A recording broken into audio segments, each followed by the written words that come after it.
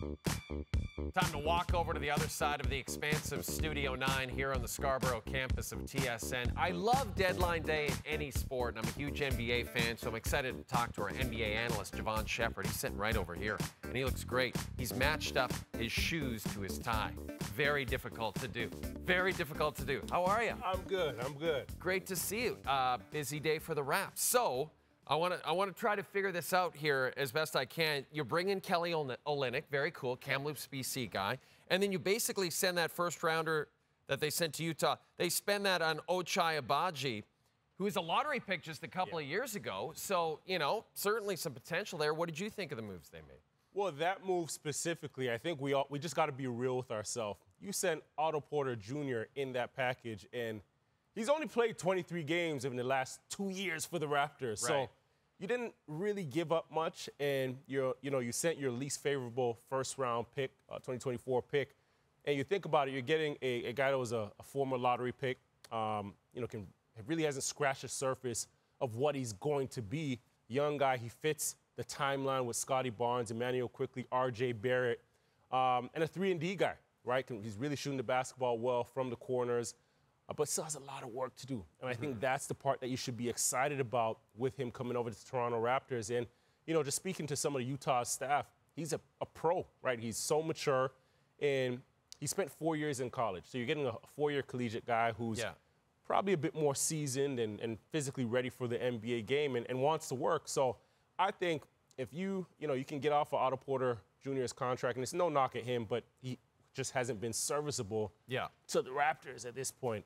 You have to make a business move. The tough part in all this for a lot of these guys is, you know, we often forget their families are a part of this as well. So it is sad to see some of them go, but at the same token, right, the front office has to make plans to move forward. Well, and Jevohn, there's a few players that I think Raptor fans are surprised are still around. You know, I'm thinking about the Gary Trent Jr.'s, Bruce Brown especially, maybe even Chris Boucher. You surprised those guys are still sticking around with the Raps? So I'm surprised with Bruce Brown, but then when I take a step back and I look at this big picture, he gives you flexibility going into the offseason, right? Because you have the team option on his contract, and he's going to be somebody he's highly touted now. He's going to be highly touted then because of how he plays the intangibles. He does all the dirty things. He does everything the young guys don't want to do, right? And he can play without the basketball champion as well. So he's a winner. And you package that maybe potentially in the summer with, you have the flexibility of some picks.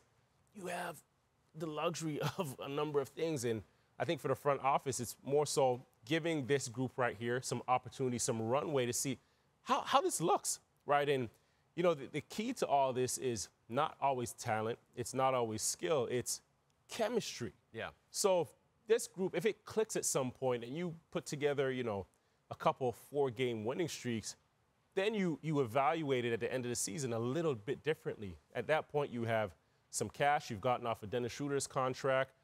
You have picks.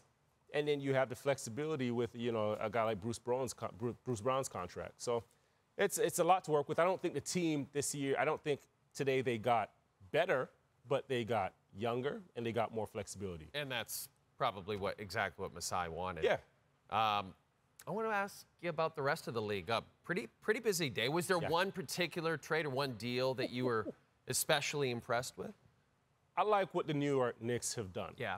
And, they're really setting themselves up to probably, you can argue that they are the favor or could be the favor. I know I'm going to take some criticism for that, to come out of the East, right? If Embiid is hurt, you don't know much about his injury or how long that may take. Yep. Boston Celtics are, a great team right now, a good team, but are they as tough? Probably not.